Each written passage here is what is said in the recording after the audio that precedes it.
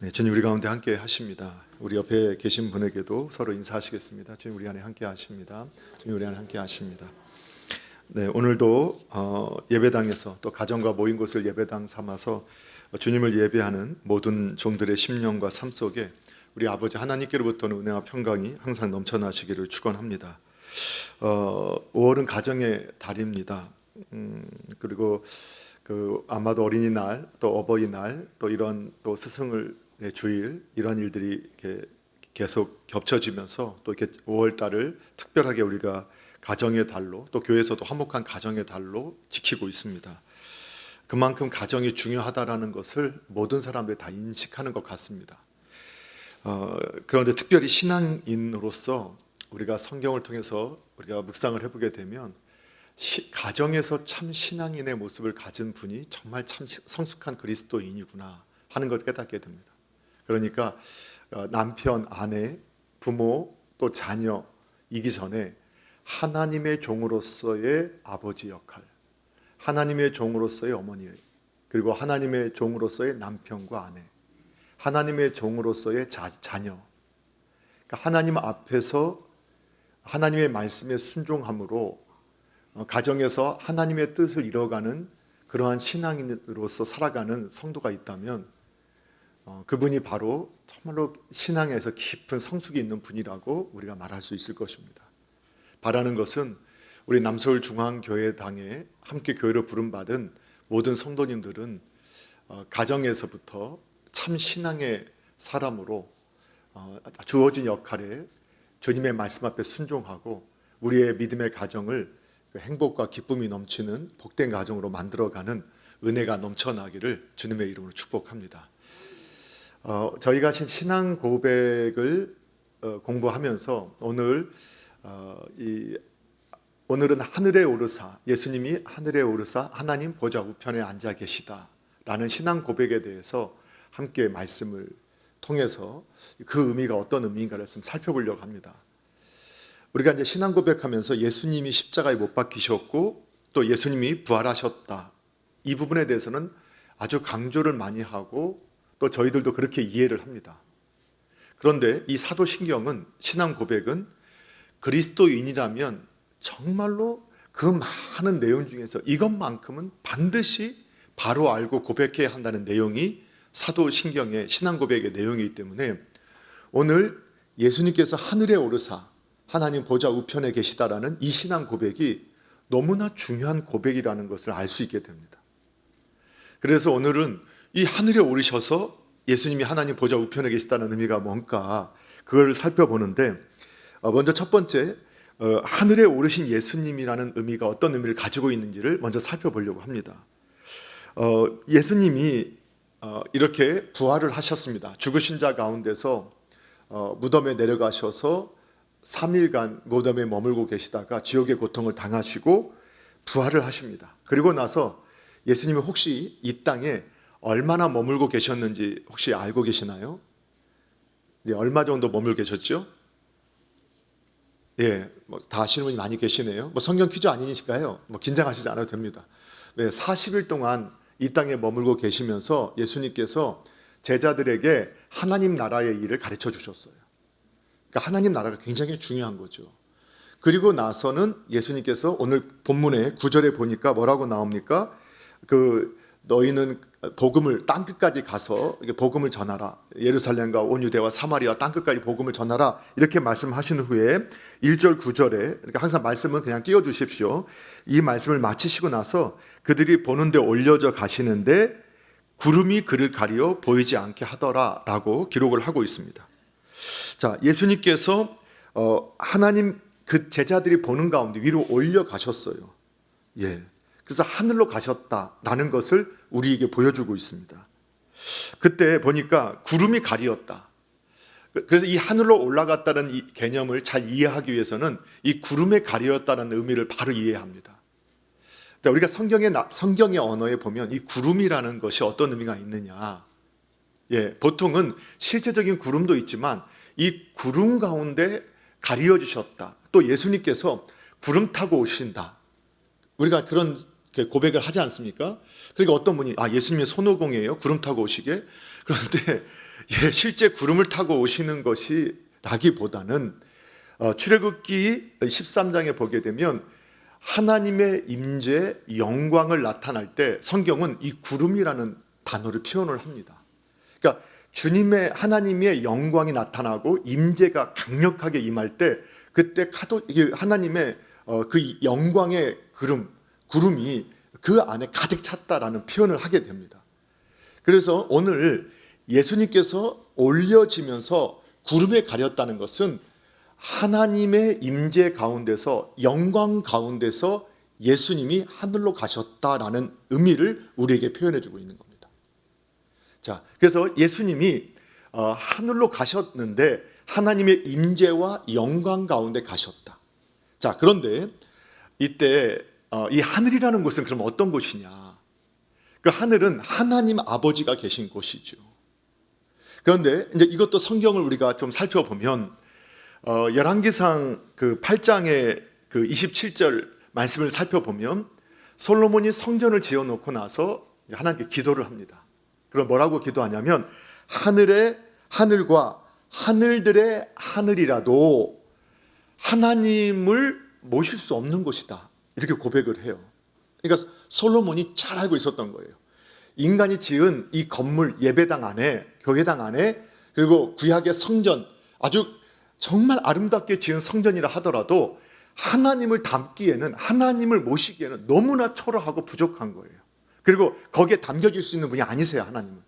단지 그분의 영광의 이름만 우리가 모시고 예배하는 처소일 뿐이다. 제사하는 처소일 뿐이라는 것을 솔로몬이 알고 있었어요. 그런데 솔로몬도 선지자였기 때문에 하늘이 어떤 곳이냐? 하늘과 하늘들의 하늘, 이것이 바로 그 위에 있는 하늘이 하나님이 계신 하늘이라는 것을 알고 있었어요.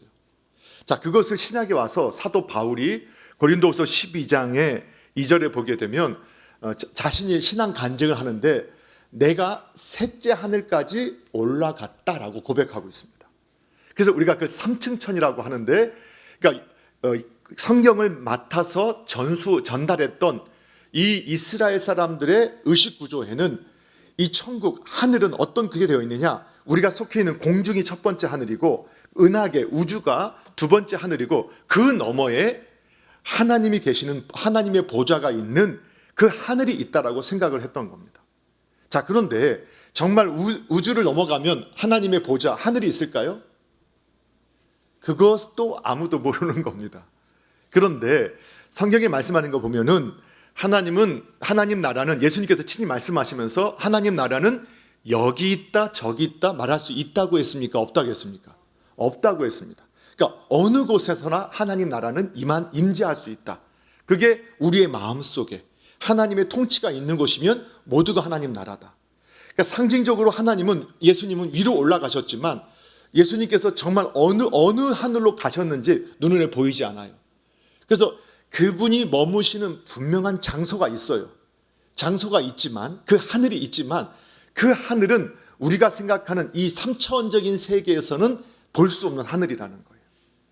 근데 그 하늘로 우리 예수님께서 올라가셨다. 그런데 그 올라가시는 그 가운데 하나님의 임재와 영광 가운데 가셨다는 거예요. 그럼 그것은 어떤 것을 우리에게 가르쳐주고 있느냐? 예수님이 이 땅에 아버지 하나님의 말씀을 따라 이 땅에 오셨잖아요. 그리고 그 순종함으로 그분이 십자가를 지시고 죽기까지, 그리고 지옥의 고통을 겪으시기까지 순종하셨단 말이에요. 그렇죠?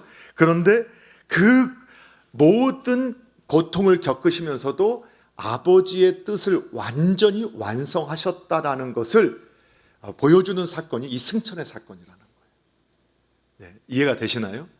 그러니까 하나님이 약속하신 모든 것을 다 완전히 이루라고 하신 것을 완성했기 때문에 원래 계셨던 아버지와 함께 하셨던 하늘로 예수님께서 하나님의 영광과 임재 가운데서 돌아가셨다라는 의미를 우리에게 말씀해 주고 있어요. 이를 통해서 이 땅에서의 예수님의 모든 사역은 완성되었다라는 것을 우리에게 보여주고 있는 겁니다. 저와 여러분이 그분의 사역으로 인해서 살게 된 것을 믿으시기 바랍니다. 그리고 그 사역이 완전히 완성되었다는 그 사실 속에서 저와 여러분이 이 구원을 받게 되고 하나님의 자녀로 살 수 있게 되었는데, 오늘 저와 여러분이 우리를 이 땅에 오셔서 주님께서 하셨던 모든 일에 감사하시고 그분이 그 일을 마치시고 지금은 어디 계시다고요? 예, 우리는 어딘지는 알지 못하지만 그 하늘, 세 번째 그 하늘에 계시다라는 사실을 기억하시고 항상 그분만을 바라보시는 저와 여러분 되기를 주님의 이름으로 축원합니다. 두 번째 우리가 기억할 것은, 그런데 예수님이 하늘에 승천해서 어디에 계시느냐? 저 하늘에는 하나님의 보좌가 있다라는 거예요. 그리고 그 보좌 오른편에 예수님께서 앉아 계시다라고 성경이 말씀을 하고 있어요. 근데 이 말씀은 어떤 의미를 갖고 있냐면 구약의 성경의 예언을 완성한 겁니다. 성취한 겁니다. 여러분, 이제 구약의 인물들이 성경을 기록한 사람들은 대부분 선지자입니다. 그러니까 다윗도 시편을 기록했어요. 그러니까 다윗도 선지자예요. 그러니까 미래의 일을 보고 지금 기록을 해놓은 거예요. 그러니까 시편 110편 1절 말씀은 이 예수님께서 많이 인용하신 말씀이에요. 이 땅에 있으실 때에도 특별히 이 서기관들, 율법사들과 이 말씀을 가지고 논쟁을 벌이실 때, 그때 예수님께서 이 서기관들, 바리새인들, 율법사들의 입을 닫게 만든 말씀이 오늘 다윗의 시편인 시편 110편 1절 말씀이에요. 같이 한번 읽어볼게요. 한번 읽겠습니다. 시작. 여호와께서 내 주에게 말씀하시기를 내가 내 원수들로 내 발판이 되게 하기까지 너는 내 오른쪽에 앉아 있으라 하셨도다. 아멘. 자, 여호와께서 내 주에게 말씀하시기를. 그러니까 다윗이 선지자라서 미래의 일을 봤어요. 자신의 육신의 후손으로 오실 분이 메시아라는 걸 알았어요. 그런데 그 메시아가 단순한 인간이 아니라 태초에 계셨던 하나님이, 말씀이셨던 하나님이 사람이 되셔서 오신 것을 그가 1000년 후에 있는 일을 영의 눈으로 그걸 보았던 거예요. 하나님께서 보여주신 그 계시를 통해서 본 거예요. 그래서 그는 예수님에 대해서 자신의 후손으로 오는 그분에게 내 주라고 고백한 거예요. 그래서 그 영적인 신비를 알지 못했던 바리새인과 서기관들은 그 사실을 모르는 거예요. 그래서 메시아는 그냥 사람으로 훌륭한 위대한 어떤 한 사람이라고 생각을 하고 있었는데, 그 정도의 분이 아니라 태초에 계셨던 말씀이셨던 하나님이 사람이 되셔서 오신 모습이다. 그 다윗은 1000년 전의 사람이었지만 그것을 보고 있었기 때문에 내 주여라고 고백했다라고 하는 거예요. 그런데 그때 하나님께서 이미 예수님께서 모든 사역을 완성하실 것을 알고 계셨어요. 그래서 예수님을 다시 하늘로 오르시게 하시고 그분을 하나님 보좌 우편에 앉게 하시겠다고 말씀하셨다는 거예요. 그러면 실제로 하늘에 보좌가 있는지 없는지 그건 잘 알지 못하겠어요. 그런데 이것은 역시 성경 언어로 보면, 성경의 언어로 보게 되면 이 보좌라는 것은 왕이 다스리는 자리라는 뜻이에요. 그래서 왕이 앉아서 세상을 다스리는 자리가 보좌예요. 그러니까 하나님이 보좌에 계신다라는 것은 하나님이 이 세상을 다스리는 분으로 계시고 왕으로 계신다는 거예요. 근데 그 우편은 뭐냐? 역시 성경 언어를 이해해야 되는데, 성경에서 우편은 어떤 곳이에요? 하나님의 권능, 하나님의 권세, 하나님의 능력, 하나님의 힘을 상징하는 것이 오른손입니다. 그래서 여러분 성경을 읽으실 때 하나님께서 보면 항상 우편, 오른쪽, 오른손이라는 표현을 좋아하세요. 자, 하나님 영이시기 때문에 오른손 없으세요? 그렇죠? 하나님 영이셔요. 그러니까 이거는 우리가 하나님의 그 계시를 이해하지 못할까 봐 우리가 이해할 수 있는 방식으로 하나님께서 표현해 주신 거예요. 그러니까 하나님은 영이시니까 오른손이 없으시죠. 그런데 왜 오른쪽으로 했느냐? 고대 이 유대 세계나 그 세계에서는 오른쪽은 항상 좋은 거예요. 그리고 권능이에요. 힘이에요. 내가 오른손으로 너를 붙들 것이다. 이 말은 하나님의 권능으로, 힘으로 내가 너를 붙잡아 주겠다. 이런 의미를 품고 있다는 거예요. 그래서 이제 신앙인들의 조크 중에서 우리가 나중에 하늘에 올라가서 이게 부활하고 났을 때, 자, 예수님께서 자, 줄 서라. 그러면 어느 쪽에 서야 되나? 예, 무조건 오른쪽 가서 서야 된다. 그렇게 조크를 하는 것은, 오른쪽은 성경에 보면 항상 믿음의 사람, 선한 사람, 의로운 사람들이 서요. 근데 왼쪽은 저주받은 사람, 어둠에 속한 사람들이 서는 자리라고 성경이 묘사하는 거예요. 그렇다면 예수님이 하나님 보좌 우편에 앉으셨다. 이 말은 보좌는 하나님이 다스리는 곳인데 그 우편에 앉으셨다는 것은 하나님의 권능, 하나님의 명예, 하나님의 힘에 참여하는 분이 되셨다. 이것을 우리에게 말씀해 주는 거예요. 그래서 이것은 예수님이 이 땅에 오실 때는 창조주 하나님께서 사람이 되신 것 자체가 이미 자기를 비우시고 종이 된 거잖아요. 그리고 자기를 낮추신 거예요. 근데 그분이 당신이 만든 피조 세계에서 피조물들의 고난을 당하세요. 심지어는 조롱과 비난을 받으시고 십자가에서 죽기까지 하셨어요. 이게 예수님이 정말로 우리를 위해서 사랑하시고 낮아지신 모습을 거듭 보여주신 거예요. 거기다가 죽으셔서 무덤까지 내려가시고, 그리고 원래 사도신경의 고백에 보게 되면 지옥까지 내려가셨다. 그래서 이것을 개혁주의자들이 해석하는 것은 이 지옥의 고통까지 다 경험하실까지 낮아지셨어요. 그런데 하나님은 이러한 죄 없이 돌아가시고 하나님의 뜻에 끝까지 순종하셨던 그 예수님을 얼마나 기뻐하셨느냐. 그분을 그 죽음에서 살리셨고 하늘로 올리셔서 이제 하나님 보좌 우편에 올려놓으셨다는 거예요. 앉혀놓으셨다는 거예요. 그만큼 하나님께서는 예수님을 귀하게 여기시고 그분이 순종하고 이루어 놓은 것을 얼마나 기뻐하시는가를 보좌 우편에 앉아 계시다라는 단어로 표현하고 있는 거예요. 그래서 빌립보서 2장에 보면 예수님께서 얼마나 낮추시고 얼마나 하나님께서 그를 높이셨는가를 말씀하는데, 빌립보서 2장 9절부터 11절에 바로 예수님께서 얼마나 높아지셨는가를 말씀하고 있는데 이렇게 말씀하고 있어요. 이러므로 하나님이 그를 지극히 높여 모든 이름 위에 뛰어난 이름을 주셨다. 뭐라고 하셨다고요? 지극히 높은 이름을 주셔서 모든 이름에 뛰어난 이름을 주셨다. 이렇게 말씀하셨어요. 자, 그리고 나서 10절부터 같이 한번 읽어볼게요. 시작.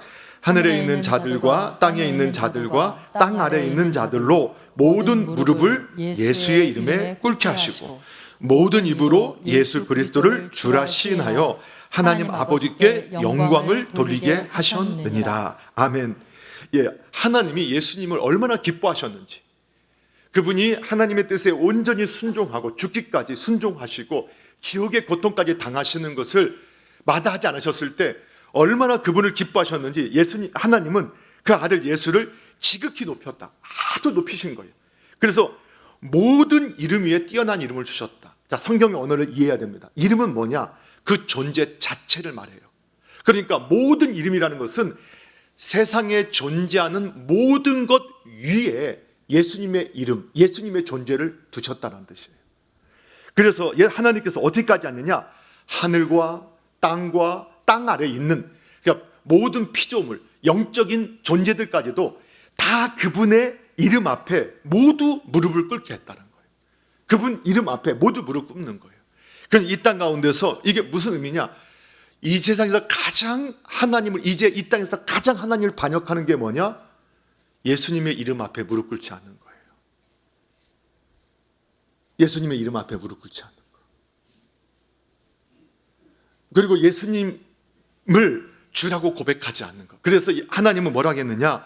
모든 입으로 예수 그리스도를 주라고 시인하여 하나님 아버지께 영광을 돌리게 했다. 그러니까 하나님께서는 지금 예수님을 나의 주, 나의 하나님이십니다 고백하는 그 고백을 들으시면 너무 기뻐하신다는 거예요. 영광을 받으신다는 거예요. 그렇게 예수님의 이름, 그냥 하나님은 예수님, 나의 주, 이 말만 들으셔도 저 하늘에서 기뻐하신다는 거예요. 영광을 받으신다는 거예요. 그래서 신앙을 바로 이해하게 되면 신앙은 예수님을 바로 알고 믿는 거예요. 영접하고 살아가는 거예요. 그리고 그 이름을 부르는 거예요. 그러면 하나님 기뻐하세요. 주님의 영광에 우리를 참여하게 하신다는 거예요. 그런데 그래서 이 말씀 앞에 우리가 고백해야 될 게 있어요. 이 고백 앞에 하나님 보좌 우편에 계시다. 하나님께서 예수님을 그렇게 높여주셨다. 이것을 우리의 삶에 적용해 보면요, 여러분, 하나님의 뜻에 그렇게 순종했던 예수님을 하나님이 얼마나 기뻐하시는지 하나님의 영광에 참여하게 하시고 모든 만물이 그 앞에 무릎을 꿇게 하셨어요. 존재가. 그렇다면 오늘 저와 여러분이 예수님을 영접하고 하나님의 뜻에 순종하기 위해서 몸부림치는 삶을 살게 되면 하나님이 얼마나 우리를 기뻐하시는지, 그리고 얼마나 우리를 높여주실지, 그것을 우리에게 보여주는 그림입니다. 여러분, 그 사실을 믿으셔야 됩니다. 여러분, 우리가 한 가지 확신하셔야 될 게 있어요. 뒤에도 계속 반복해서 말할 거예요. 오늘 이게 핵심이거든요. 하나님은 우리를 차별하시지 않으시는 분이십니다. 그렇지요? 공평하게 기회를 주세요. 누구든지 예수의 이름을 믿으면 구원받아요. 명예가 있는 사람이든 없는 사람이든 남자이든 여자이든 어린아이든 노인이든 모두에게 공평한 기회를 주세요. 기회를 아주 공평하게 주세요. 예수님 이름은 믿으면 구원받아요. 그 차별이 없어요. 구원의 차별이 없어요.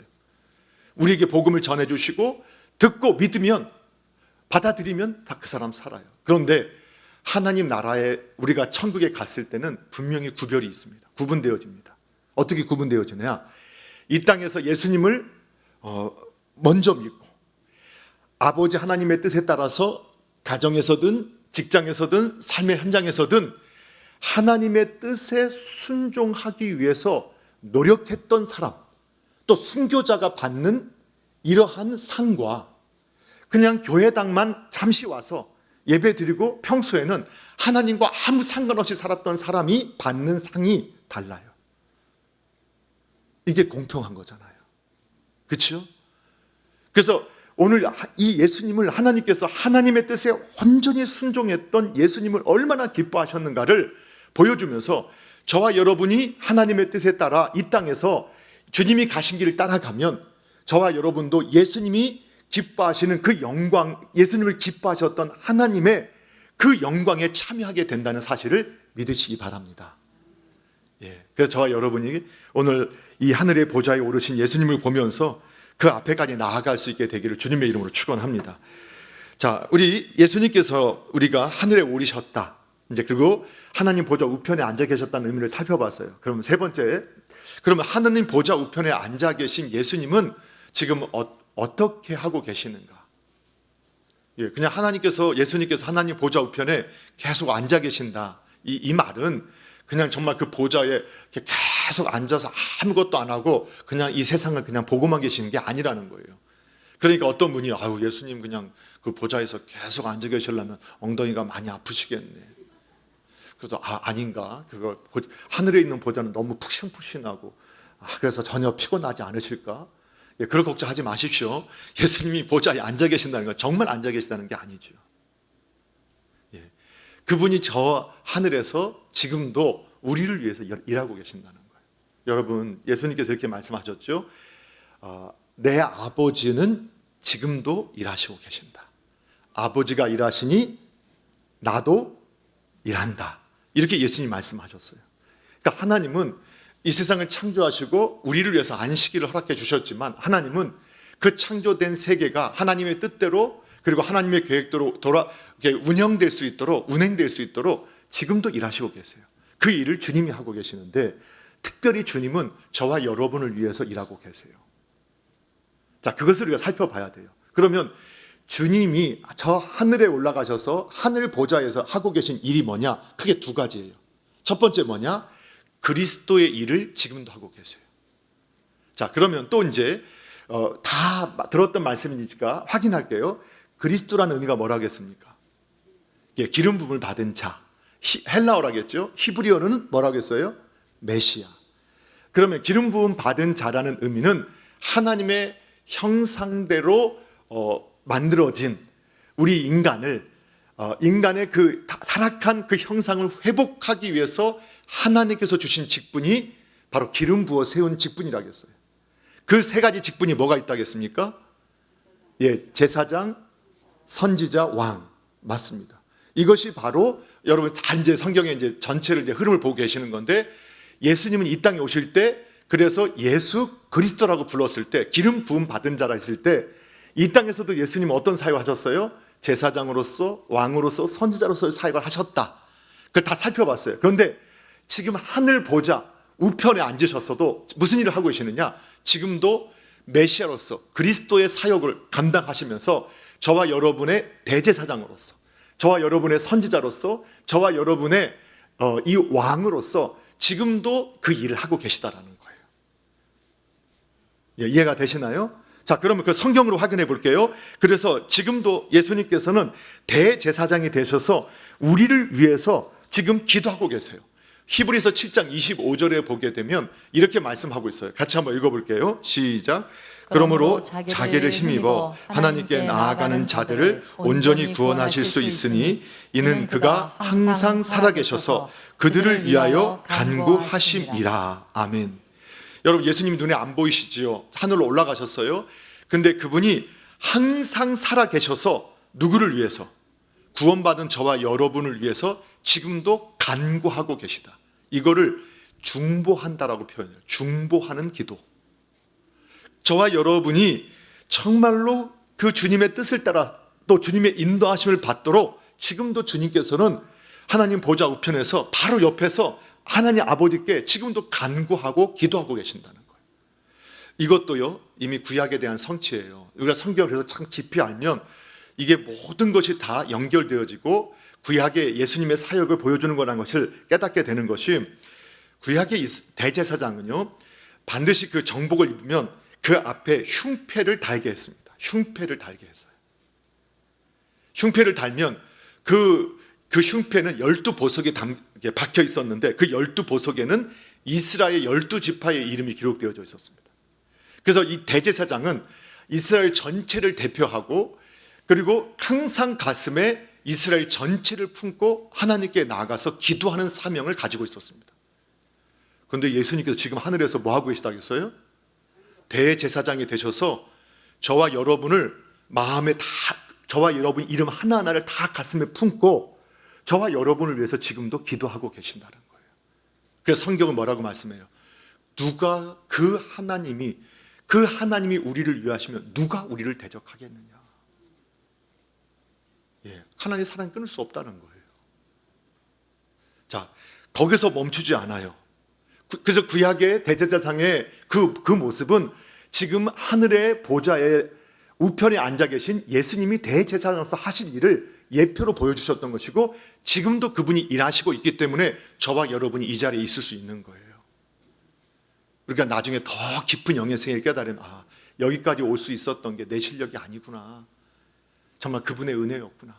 예수님이 지금도 우리를 위해서 기도하고 계시기 때문에 그렇게 될 수 있었구나. 여러분, 지금도 저와 여러분을 위해서 주님은 기도하고 계시는 줄 믿으시기 바랍니다. 자, 뿐만 아니라 요한일서 2장 1절에는 이렇게 기록하고 있어요. 대제사장으로 어떤 일을 하느냐? 한번 읽어볼까요? 시작. 나의 자녀들아, 내가 이것을 너희에게 쓰면 너희로 죄를 범하지 않게 하려 함이라. 만일 누가 죄를 범하여도 아버지 앞에서 우리에게 대언자가 있으니 곧 의로우신 예수 그리스도시라. 아멘. 자, 우리 자녀들에게, 예수님을 믿은 하나님의 자녀들은요, 하늘의 법을 가지고 하늘의 기준을 가지고 살아가는 사람들입니다. 그래서 마음대로 살 수 없다. 지난주에도 공부했죠. 예수님 믿고 과거, 현재, 미래죄 다 용서받았으니까 우리가 아무렇게나 사도 구원받겠네? 예, 이론적으로는 맞아요. 그런데 정말 예수님 모신 사람은 아무렇게나 살 수 없어요. 죄 짓고 살 수 없어요. 괴로워서 살 수 없어요. 그렇게 안 돼요. 그래서 너희 죄 짓지 말라고 이렇게 말한 거예요. 그런데도 오늘 참 사도 요한이 뭐라고 했느냐? 그런데 만일 누가 죄를 범하면, 이게 뭐냐? 여러분, 저와 여러분 겸손하셔야 돼요. 마치 저와 여러분은 한 번도 죄를 안 짓고 안 지을 수 있는 사람처럼 생각해서도 안 되고 그렇게 행동해서도 안 된다는 거예요. 겸손해야 돼요. 이해가 되시죠? 아무리 우리가 하나님의 은혜로 구원받아도 우리 안에 죄의 본성이 있어요. 우리 제가 여쭤볼게요. 어버이날이잖아요. 원래 어버이날에 이 꽃을 매번 꽂아 드렸는데 작년에도 못 꼽아 드렸죠. 그리고 올해도 사실 또 코비드 때문에 고민하다가 또 계속 이렇게 주저주저 하면서 하면 또 염려가 되실까봐 제가 꽃을 이번에도 그냥 다는 거는 마음으로만 달면 좋겠습니다 했는데, 오늘 아침에 딱 나오니까 에스더 선교에서 꽃을 준비했다가 저한테 딱 꼽아 주셨거든요. 저 대표해서 꼽으라는 거니까 이 꽃은 지금 여기 계신 분이 다 달고 있는 겁니다. 달고 계신 거라고 믿으시기 바랍니다. 그래서 제가 대표해서 단 거고요. 그래서 제가 아까 인사를 못 드렸으니까 제가 또 자녀들을 대표해서 우리 어머니 아버님들 정말로 감사합니다. 그 어버이날이 이 날을 맞이해서밖에 또 감사 표현하지 못하는 게 죄송하지만 정말 감사하고 사랑합니다. 그런데 이렇게 말씀을 드리고 우리가 부모님 앞에 부모로서 정말 우리가 이상적인 모습을 갖고 있지만 정말 제가 온전한 부모로서 역할을 하느냐? 우리 자녀들이 보기에 우리 아버지 어머니는 정말 완벽한 아버지 어머니냐, 더군다나 신앙인이고 또 장로님, 권사님, 집사님, 직분자이신데 어머니, 아버님을 살펴보면 정말 실수도 없고 죄악된 모습도 없고 항상 올바르고 인격적이고 온유하고 절제를 잘하고 사랑이 넘쳐나고 항상 화목과 그냥 평안하고 그러냐. 근데 보니까 항상 짜증내고 화내고 이런 모습도 있단 말이에요. 그러니까 저희가 볼 때 우리 아는요 항상 죄를 범할 수밖에 없어요. 그러니까 또 이런 말을 들으면서 아 그래 어차피 죄 지을 수밖에 없으니까 죄 짓자 이런 의미가 아니에요. 이제는 그것이 잘못된 걸 알기 때문에 그리스도인들은 그런 걸 깨닫기 때문에 더 그렇게 안 살려고 몸부림치는 분들이라는 거예요. 그 사실 믿으시죠? 그런데 우리가 죄를 범하면 이게 마귀가요, 우리가 눈에 보이지만 영적인 세계가 있어서 마귀가 우리를 고발하고 참수한다는 거예요. 그거를 욥기서에서, 욥기는요 시편입니다. 시가서예요. 시가서로 분류된다고요. 그게 실제 영적인 세계를 그렇게 보여준 거예요. 실제로 마귀가 하나님 천상에 올라가서 하나님 앞에서 그렇게 하지 않아요. 그런데 그 마귀가 지금도 어떻게 하느냐, 그 사람을, 죄를 우리가 실수하고 죄를 짓게 되면 정죄하고 참수하고 비난한다는 거예요. 그래서 사랑하는 성도 여러분, 우리가 예수님을 믿으면서 믿음대로 살려고 하다가 또 실수하고 또 넘어질 수 있다는 걸 인정하셔야 돼요. 그런데 그때 마귀가 어떻게 하느냐, 이렇게 우리 마음속에서 고소해요. 너 같은 사람이 어떻게 크리스찬이냐, 야 그러고도 너 성도냐, 그러고도 네가 목사냐, 장로냐, 집사냐, 권사냐, 이런 식으로 참소하고 너 같은 것은 교회당에 나가는 것이 수치야, 너 같은 것은 그냥 죽어야 돼 하고 이런 마음들을 끊임없이 일으키고 그렇게 우리를 고소한다는 거예요. 근데 그것이 하나님의 뜻이 아니에요. 예 맞아요, 그래 나 맞아, 난 부족해, 나는 정말 부족한 아빠야, 부족한 남편이야, 부족한 자식이야, 나는 정말 부족한 목사야, 그래 나는 정말로 악해. 그런데 예수님이 그 악을 다 처리해 주셨어. 예수님 정말 제 마음에 다시 제 악이 깨달아집니다. 저의 더러움이 다시 발견되어집니다. 주님이 처리해 주시고 주님이 저를 위해서 변호해 주십시오. 이때 우리에게 대언자가 있다. 이 대언자라는 말이 뭐냐? 변호사라는 뜻이에요. 우리를 변호해 주시는 분이 계시다. 사랑하는 성도 여러분, 그래서 이분이 지금도 우리의 대제사장으로서 우리를 위해서 기도하실 뿐만 아니라 저와 여러분을 위해서 변호해 주고 계세요. 대언해 주고 계세요. 그래서 내 마음속에 정말 악한 마음이나 더러운 마음이나 또 우리를 저주하거나 정말로 우리의 신앙에서 떨어지게 하는 마음을 불러일으킨다면 속지 마십시오. 그리고 우리의 변호사 되시고 대언자 되시는 예수님께 주님 도와주세요 라고 아뢰시기 바랍니다. 그분이 우리의 최고의 변호사가 되셔서 한 번도 패배하시지 않는 변호사가 되셔서 저와 여러분을 건져주실 겁니다. 그 사실을 믿으시기 바랍니다. 자, 뿐만 아니라 예수님은 지금도 선지자로서의 사역을 하고 계세요. 근데 그 선지자의 사역을 어떻게 하고 계시느냐, 지금 그분이 하늘에 올라가셔서 성령님을 보내주심으로써 우리에게 선지자의 사역을 해요. 그럼 선지자가 어떤 일을 하시죠? 선지자는요 하나님의 뜻을 우리에게 전달해주고 가르쳐주는 일을 하는 게 선지자입니다. 그러면 예수님께서 이 땅에 오실 때 이 땅에 오셔서 사역을 하실 때, 야 내가 너희를 떠나가는 것이 너희한테 유익하다. 왜? 내가 다른 보혜사를 너희에게 주로 보낼 것인데 그가 오셔서 너희로 하여금 의에 대해서, 진리에 대해서, 그리고 심판에 대해서 깨닫게 할 것이다. 그리고 마지막 때가 되면 이 세상이 예수님을 믿는, 나를 믿는 크리스천들을 이렇게 재판장에 넘기고 고발하고 공격하게 될 건데 그때 네가 무엇을 말할까 염려하지 마라. 왜? 너희 안에 있는 성령께서 내가 어떻게 말하고 어떻게 변호해야 할지 다 생각나게 해주실 것이다. 이렇게 말씀하셨다는 거예요. 예. 그런데 실제로 예수님께서 승천하시고 제자들이 함께 모여서 기도를 하고 있었잖아요. 기도하고 있는 가운데서 성령님이 오셔서 베드로가 이 성령에 충만해서 사람들한테 설교하는 가운데 요 진리를 해석해줘요. 그게 뭐냐? 그 사도행전 2장 33절에 보게 되면 하나님이 오른손으로 예수를 높이셨다. 예수님을 높이셨다. 이제 이해가 되시죠? 하나님이 오른손으로 예수님을 높이셨다. 지금까지 설명했던 내용이에요. 자, 그래서 그가 약속하신, 바로 예수님께서 이 땅에서 내가 하늘에 가면 성령을 보내줄 거야 했던 약속을 지금 지금 이루신 것이 지금의 현장이다. 그러니까 예수님이 하나님 보좌 우편에 앉아 계신 그것을 우리에게 증명해 주는 사건이 뭐냐? 성령님을 우리에게 보내주신 이 사건이다. 이렇게 말씀하고 계신 거예요. 그래서 예수님이 하나님 보좌에 올라가서 하나님과 똑같은 권세, 힘, 명예, 영광을 취하셨기 때문에 아버지와 아들의 이름으로 성령님이 이 땅에 올 수 있었다. 이것을 우리에게 말씀해 준 거예요.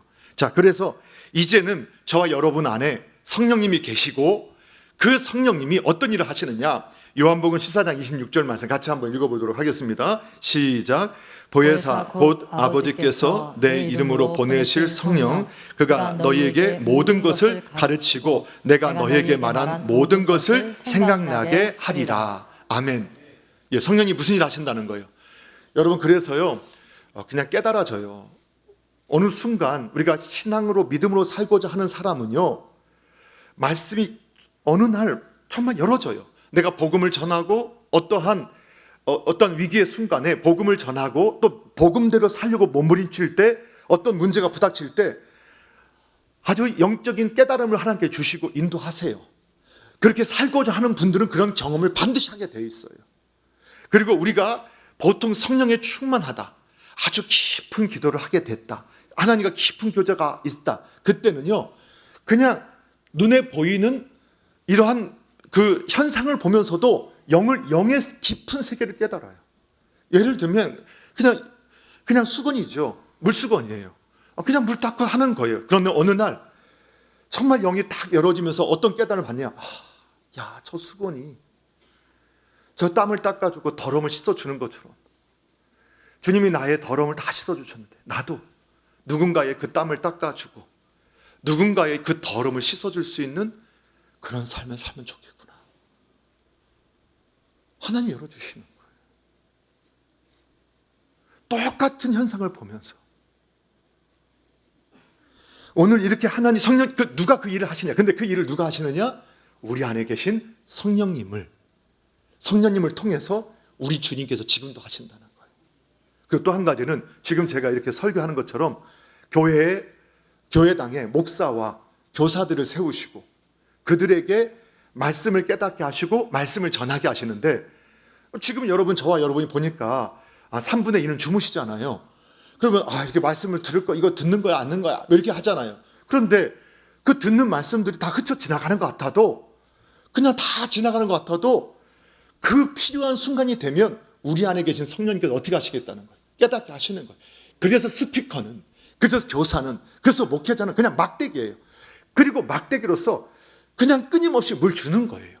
그냥 맡기신 대로, 깨닫게 하신 대로, 준비하게 하신 대로 그냥 계속 흘러가게 하는 거예요.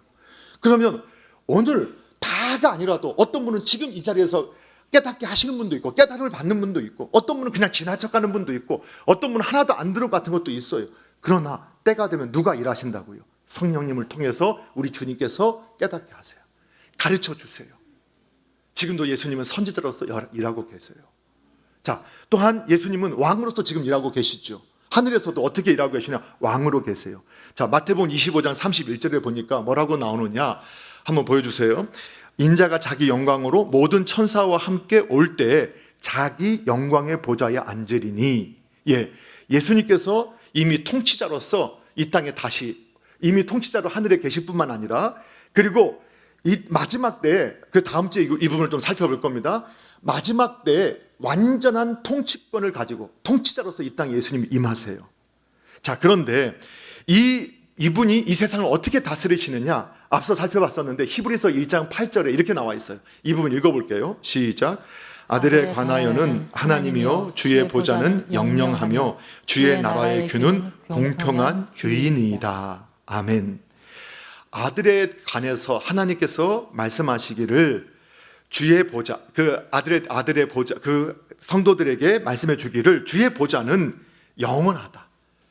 그러니까 이 세상의 왕처럼 임금처럼 한계가 있는 존재가 아니야. 영원히 다스리시고 그리고 주의 나라의 규. 그러니까 그 통치권은 어디에, 그 통치의 그 정점은 어디에 있느냐? 공평이다라고 말해요. 공평이다. 여러분, 우리가 이제 자꾸 우리가 좀 혼동하는 분들이 있는데 현 세계에서 대통령은 왕이 아니에요. 그렇죠? 그래서 대통령을 자꾸 우리가 왕처럼 생각하는 걸 빨리 버리셔야 됩니다. 오늘날 우리 한국 사회의 문제점이 하나가 대통령을 왕처럼 숭배하는 문화들이 있어요.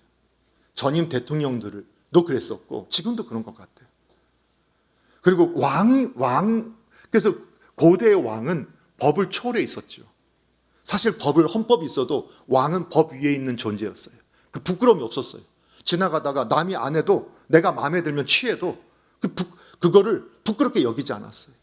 내가 원하는 땅을. 그런데 하나님의 나라를 다스리는 유대 땅에는 하나님께서 항상 법을 주셨어요. 그 법 아래. 그 말은 하나님께서 이스라엘에게는, 하나님의 백성에게는 인간의 왕을 세우셔도 그 왕도 누구의 다스림을 받는다는 거예요. 하나님의 다스림을 받는. 이것이 이제 오늘날 저와 여러분이 적용해야 할 점이에요. 오늘날 저와 여러분 하나님께서 왕적 권세 있는 하나님의 자녀로 만들어 주셨어도 우리는 누구의 다스림을 받는다는 거예요. 하나님의 다스림을 받는다는 거예요. 그런데 하나님의 다스림을 거부하게 되면 어떻게 되느냐? 정말 거짓되고 부패하고 더러운 것들만 나오는 거예요. 그래서 이 세상에 모든 통치자들을 보면 시간이 가면 갈수록 더럽고 악한 것들만 터져 나와요. 그런데 고대의 왕은 죽지 않으면, 쿠데타가 아니면 쫓겨나지 않았단 말이에요. 그런데 지금 우리나라에 지금 대통령 왕이 아니에요. 대통령도 헌법 아래, 법령 아래 있어요. 그래서 이게 옳다 그르다 이걸 따지는 게 아니라 우리나라에서는 대통령도 국민들이 탄핵해서 그 헌법재판소의 판결을 통해서 그것이 옳다 그르다 이걸 말하는 게 아니라 그 대통령도 헌법을 지키지 않고 법률을 어기면 감옥에 간다. 그래서 우리나라의 가장 큰 특징 중에 우리나라 대통령 중에 감옥에 안 간 분이 없잖아요. 놀라운 일이에요. 보복이 하다라도 해석할 수 있지만 이 세상의 권세자 대통령도 법을 어기면 어떻게 된다는 거예요. 재판의 결과에 따라서 똑같은 처벌을 받는 존재예요. 그래서 여러분 자꾸 대통령을 왕처럼 만들어버리면 안 돼요. 우리가 조선시대로 돌아가면 안 돼요. 이해가 되시죠? 그런데 오늘 우리는 성경으로 봤을 때 우리 하나님은 어떤 하나님이냐? 그런데 인간의 왕, 이 세상에 존재했던 인간의 통치자, 인간 지도자 같은 분이 아니라는 거예요. 그분은 정말 공평하세요. 또 어버이날이잖아요. 저도 이제 하도 코비드 때문에 무서워서 부모님께 말씀을 드리고 좀 먼저 가서 어버이날을 6일날 먼저 가서 잠깐 좀 선물 조금만 다 드리고 그래 아버지 어머니 고맙습니다 하고 이제 왔어요. 그리고 이제 어저께가 이제 어버이날이었잖아요. 이제 저희는 인사를 다 했으니까 이제 저도 이제 아들이 있으니까 아들들이 특히 또 어제 토요일이었어요. 그리고 요즘에는요 군대가 좋아져서 핸드폰을 다 쉬는 날은 다 아침부터 핸드폰을 나눠주거든요. 그래서 제가 아침부터 기다렸어요. 아들의 그 전화가 오기를. 근데 한 정오가 됐는 데까지도 전화가 안 오더라고요. 그래서 제가 이제 슬쩍 아내한테 물어봤어요.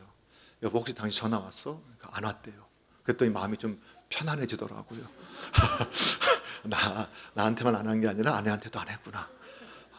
이 녀석들 공평하네. 다 이런 마음으로 하고 있는데 전화가 왔어요. 전화가 와서 좀 기쁘게 받아서 두런두런 얘기하다가 이제 얼마 안 남았으니까 끝까지 잘 조심하고 또 말년일수록 조심해라. 이렇게 서로 대화하다가 끊었어요. 그리고 나서 이제 전화를 보니까 이제 엄마한테도 한 것 같아요. 다 이제 할 거니까 정리가 돼서 오늘 설교 준비하고 이제 새벽에 또 와서 잠깐 또 묵상하면서 이거 생각하는데 제가 왜 그 자녀들한테 전화를 기다리는 마음이 저 자연스러운 마음이었는데 정말 제가 그 아이들에게 정말 좋은 아빠였을까? 정말 제가 아이들의 전화를 기다려도 될 만큼 올바른 아빠였을까? 이런 마음이 들더라고요. 그러면서 저희 아이들이 했던 말이 생각나는 거예요. 어느 날 보니까 아이들이 아빠는 참 불공평한 거예요. 교회에서 다른 집사님, 권사님, 또 청년들을 대하는 것과 자기들을 대하는 게 너무 다르다는 거예요. 그래서 어느 날 이렇게 말하더라고요. 아빠, 우리들을 성도님처럼 대해주세요. 예, 우리를 성도님들처럼 대해주세요. 아빠, 저희도 아빠의 양이에요. 이렇게 말을 하더라고요. 그러니까 아이들이 제가 무슨 말을 하면 이렇게 말하는 거야. 아빠는 불공평해. 아빠는 내 말은 안 들어. 아빠는 형만 들어. 아빠는 동생만. 그게 인간의 한계예요. 이 세상의 모든 왕들, 사실 가정이나 아버지가 그 왕적 권세를, 어머니가, 부모님이, 이 세상에 또 이런 권세 있는 분들이 참 불공평하고 정말 가면 갈수록 부패하고 썩어서 문드러진 냄새가 나는 것을 우리가 계속 보게 되는 거예요. 그런데 그분은 공평하세요. 그분은 공평하세요. 그 공평이라는 게 얼마나 감격스러운 영혼인지. 그래서 앞서 말씀드렸기 때문에 다시 반복하지 않고 또 마지막 이 부분을 살피는데, 지금도 예수님께 다스리세요. 그런데 예수님이 다스리는 방식은 이 세상의 통치자가 다스리는 방식이 아니라 우리의 마음을 다스리세요. 그래서 강제하지 않아요. 그 신앙은 강제할 수 없어요. 이 세상에서는 그냥 강제, 공권력을 가지고 그냥 고발하고 또는 경찰이나 동원해서 억압하지만, 하나님은 우리의 마음을 다스리세요. 그리고 억압하지 않고 끊임없이 기다리셔서 마음으로 굴복하고 마음으로 주님을 사랑하고 마음으로 섬기도록 기다려 주시는 거예요. 그래서 마음으로 굴복한 사람들이 일어났던 그 교회 역사가 바로 교회사의 역사예요. 그 사실 믿으시기 바랍니다. 오늘 주님은 지금도 이렇게 다스리고 계세요. 자, 그런데 크게 두 번째로, 예수님은 지금 하늘 보좌에서 뭐 하고 계시느냐? 저와 여러분이 머물 처소를 준비하고 계세요.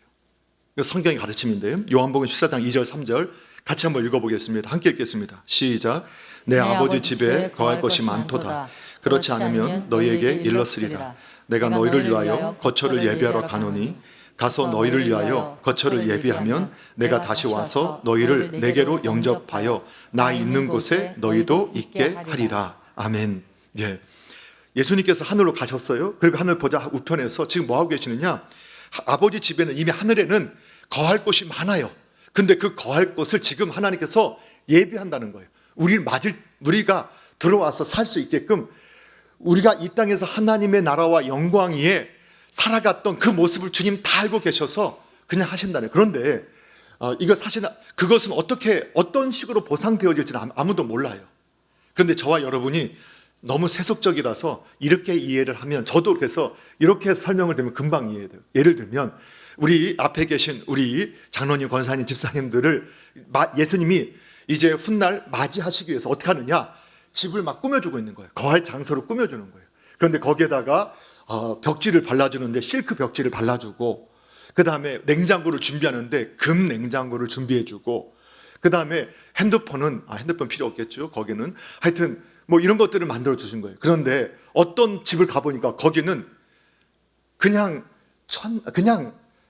에다가 그냥 나무 선풍기 갖다 놓고 뭐 이렇게 해놨다. 그게 이제 하나님 나라 안에서 예수님이 준비하고 있다는 거예요.